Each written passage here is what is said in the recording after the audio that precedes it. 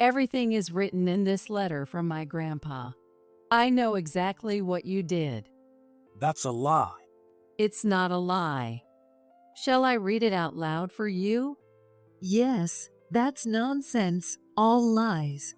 Even now, they refuse to admit what they've done. I was beyond angry, just utterly amazed. Just give me that letter. My father-in-law tried to lunge at me, but the police officer protecting me blocked him.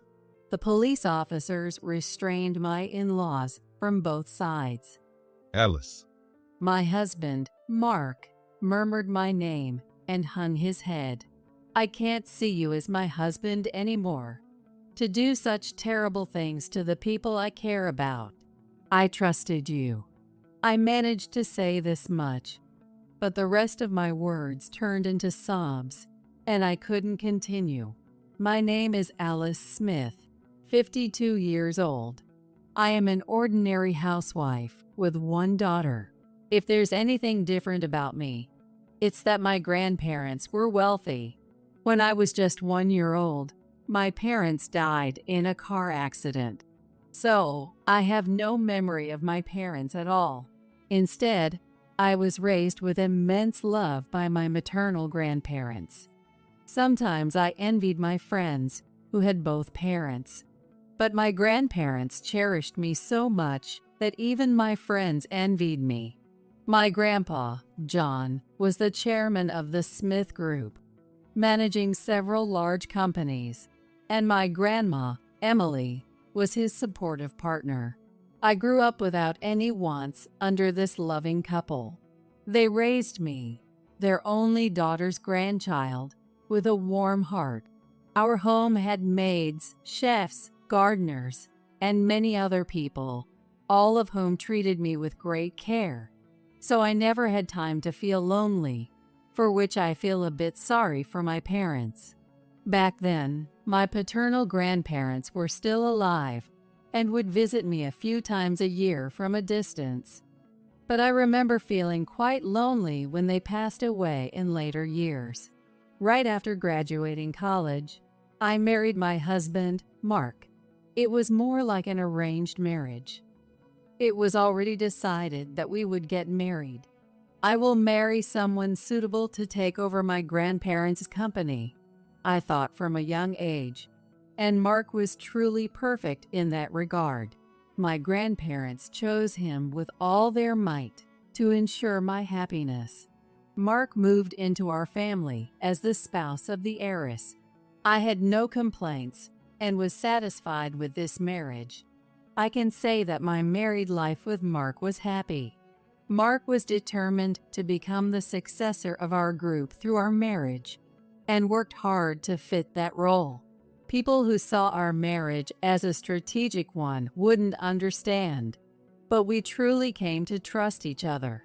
It wasn't a passionate love like a romantic marriage, but we quietly and firmly nurtured our love as a couple, seeing each other as irreplaceable. Well, that's how I felt. However, the one thing that troubled us was that we couldn't have children easily. My mom and grandma both married young and had daughters at the age of 20. I wanted to have children as soon as possible, like them.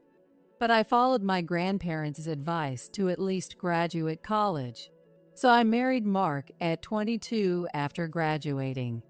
Finally, at 29, 7 years after our marriage, we were blessed with our only daughter, Hillary. Hillary was so adorable, and as a couple, we cherished her just as my grandparents had cherished me. Hillary is really my only weakness. If something were to happen to you, I don't know how I'd go on living. Oh, what about me? I can't be your weakness. No, it's not like that. Alice, you are important too. When I sulked, Mark got panicked. When I stopped teasing and laughed, Mark looked relieved. In that perfect happiness, the one thing that slightly darkened my expression was Mark's parents. From my perspective, my in-laws. How should I put it? They were the kind of people who would watch me slyly from below. I treated them politely because they were Mark's parents. But if it weren't for that, I wouldn't have wanted to get close to them. My father-in-law, Bill, was the president of a subsidiary of the Smith Group, but he didn't have much management skill. He had run the company he inherited from his parents into the ground and had to beg my grandpa for help, barely keeping it afloat. My grandpa used to say, if he weren't Mark's father, I'd remove him from his position, considering it a mistake. And my mother-in-law, Lisa, was just as unpleasant, always cozying up to me whenever something happened. Alice, there's a party at George's company, and I need to attend, but I don't have a suitable bag. She would hint at wanting something like that. Mark told me not to bother with her, but I always ended up giving her some kind of gift. Well, thank you so much. You don't have your mother around, Alice, so you can always rely on me as your real mother. Even when she said that, she didn't seem like a mother to me, and I always sighed secretly. I've been married to Mark for 30 years. Except for my in-laws, it's been truly peaceful and happy days. Our daughter, Hillary, has grown up beautiful and straightforward. She graduated from college and is now helping with the company at 23. She's at that age. I thought about finding someone suitable for her as the next successor of the Smith Group. That's so old-fashioned. I'll marry someone I choose. I was happy marrying your father. Just because it's arranged doesn't mean you can't meet a good person. Of course, I love Dad, but I want to explore my own possibilities more, and I want to be happy with the person I meet at that time. Is that so wrong? Even when I suggested arranged marriage to Hillary, she brushed it off. At such times, my in-laws brought a marriage proposal for Hillary. The suitor was none other than Mark's brother, George's son. George himself is a good man, and there's no problem with him. However, he's 5 years older than Mark, had children earlier than us, and his son is much older than Hillary. Moreover, I heard that even at 35, he is still single because he resembles his grandparents more than his parents and gets rejected even when there's a marriage proposal. He also holds an executive title at his grandparents' company, but does nothing and just plays around. It's a good proposal, isn't it? This will strengthen our family ties. Yes, they're a perfect match. Being cousins, it's great. Not at all. Even if Hillary herself wanted to marry this man, I would oppose it. I leave Hillary's marriage to her. I refused, but even now, they bring it up whenever something happens, which is extremely unpleasant. Of course, Hillary herself also clearly told them, why would I marry such a person? And rejected it through her grandparents. Mark, being the father of our beloved daughter, also scolded them harshly, but it seems they haven't given up yet.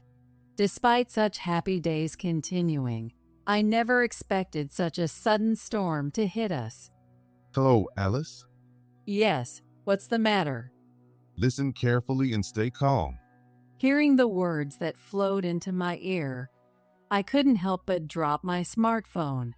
My grandparents had taken their own lives. Mark's call was to inform me of their tragic news. John and Emily said they were going to the vacation home, right? So I went to check on them to make sure everything was fine and to see how they were doing. But then, According to Mark, Grandpa shot Grandma with a hunting rifle and then jumped from the balcony into the garden. That's unbelievable. I couldn't believe it. I was overwhelmed by the sudden heat recently. We decided to go to the vacation home earlier than usual to escape it. This year's heat is really unusual. It's tough on the elderly. Grandpa was 95, and Grandma was 92. Are you okay? If you're not feeling well, you should get checked at the hospital, It's not like that. Grandpa said with a smile. In the city, we end up relying on air conditioning too much. Yes, nowadays, heat stroke is a big concern, and everyone is told to use air conditioning. Air conditioning can be quite harsh on the elderly, so we thought we'd cool off with natural breezes. Saying this cheerfully, they went off to the vacation home. Grandpa and Grandma, why did you do this? I could do nothing but break down in tears. The tragedy of the Smith Group chairman and his wife shocked the public. The police began investigating the case, and my grandparents' bodies were taken to the police station. The funeral was to be held as a company funeral, so there wasn't much for the family to do. But doing nothing only made me repeat, why? Why did this happen? No matter how much I thought about it, I couldn't understand what caused it or what happened after we parted that day. Then Mark came to me and said, Actually, on that day, I had a bad feeling and went to the vacation home. a bad feeling? Yeah, I couldn't tell you, but your grandma had shown signs of dementia. What? That can't be true. I couldn't believe it. Whenever we met, both of them seemed a bit weak physically, but their conversations were always normal. I can't believe it. Something like that. But it's true. John consulted me about it, and he was quite distressed. So Grandpa was troubled by Grandma's decline and acted impulsively. I told the police about it. I'm sorry. If I had told you sooner, things might have turned out differently. Mark, with tears in his eyes, bowed his head to me. I was devastated by this new revelation and could only let time pass me by in a daze. A week after my grandparents took their own lives, a letter arrived at our house. It was from an accounting firm, but inside was another envelope. What? I was genuinely surprised to see the sender. It was a letter from Grandpa. It seemed that he had entrusted this letter to the accountant before his death. The envelope was marked confidential. I thought about telling Mark about the letter, but seeing that word, I decided not to. This letter was meant for me alone. So they didn't want me to tell my husband, Mark. I took it to my room, locked the door, and opened the envelope. Inside, it was written, "Read this without letting your husband notice." As I read on, I discovered shocking facts, and I hurried to the police. A few days later, the police came to our house to report. In the living room were Mark, our daughter Hillary, my in-laws, and me. We apologize for keeping you waiting. We have come to report the autopsy results of John and Emily Smith. The results were as Mark had said. Grandma was killed by the gun, and Grandpa died from the fall from the balcony. So what about the criminal aspect? That's the thing. There are some odd points. Odd points? Yes. The police officer took out some documents and handed out copies to everyone. The angle at which Emily was shot is strange. The angle? Yes. Please look at this. Everyone looked at the indicated spot in the documents. If she was shot from this angle, the height of the shooter becomes important. Height? Yes. The documents showed that the shooter's height was estimated to be 5 feet 11. John wasn't that tall. He was 5 feet 3. The difference of 8 inches is big. I can somewhat understand. It's a matter of angles. Even a middle schooler can grasp these numbers. But couldn't he have shot her from something he stood on? Suddenly, Bill said this. Yes, that's right. Bill is correct. There was a sofa in that room. Maybe he shot her from on top of it. Have you been to that vacation home? Oh, well, no. I don't recall ever inviting you, Bill and Lisa, to my grandpa's vacation home. That's right. We never invited my in-laws there. Oh, well, we were invited to some another vacation home, right? That was our vacation home. Oh, right. I must have been confused. Yeah, that's it. Besides, there are sofas in any vacation home, aren't there? Well, that's true. My in-laws looked relieved. Yeah, John must have shot Emily from on top of the sofa. Why would he need to do that? What? I mean, why would Grandpa need to go out of his way to shoot Grandma from an unstable position like a sofa? Oh, well. Lisa was at a loss for words. We don't know the reason. But if there's a height difference, that's the only explanation. By the way, Bill, you're quite tall for your age, aren't you? Bill's face twitched. You're almost 5'11", right?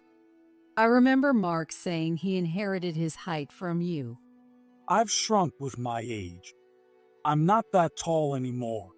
His shoulders seemed to slump a bit. By the way, Bill, you also have a hunting license, don't you? No, I only have the license. I don't own a gun anymore. But you know how to handle one. I don't know. Bill turned pale and started shaking. Everything is written in this letter from my grandpa. I know exactly what you did. The contents of my grandpa's letter were as follows. My in-laws were pressuring my grandparents to retire.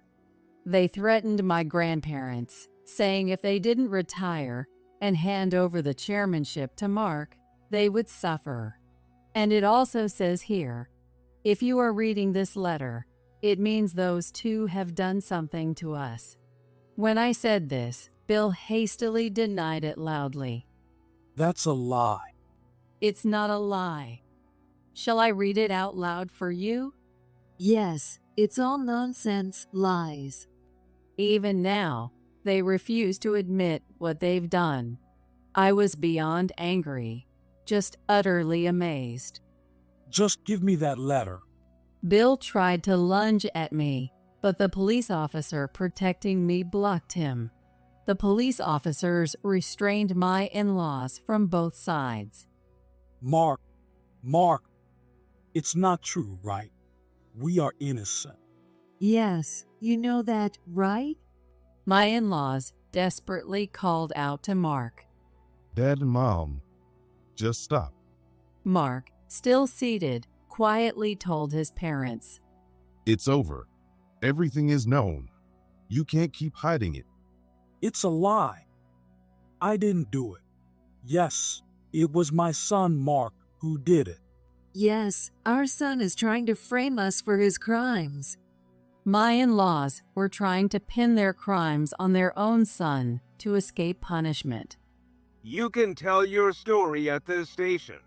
The police officers escorted my in-laws out of the room. You lied to me too. I'm sorry. I trusted you. Alice. My husband, Mark, muttered my name and dropped his head in defeat. I can't see you as my husband anymore. To do such terrible things to the people I care about. I trusted you. I managed to say this much, but my words turned into sobs, and I couldn't continue. Are you admitting to being an accomplice? Yes, I'm sorry. As Mark was about to be taken away by the police.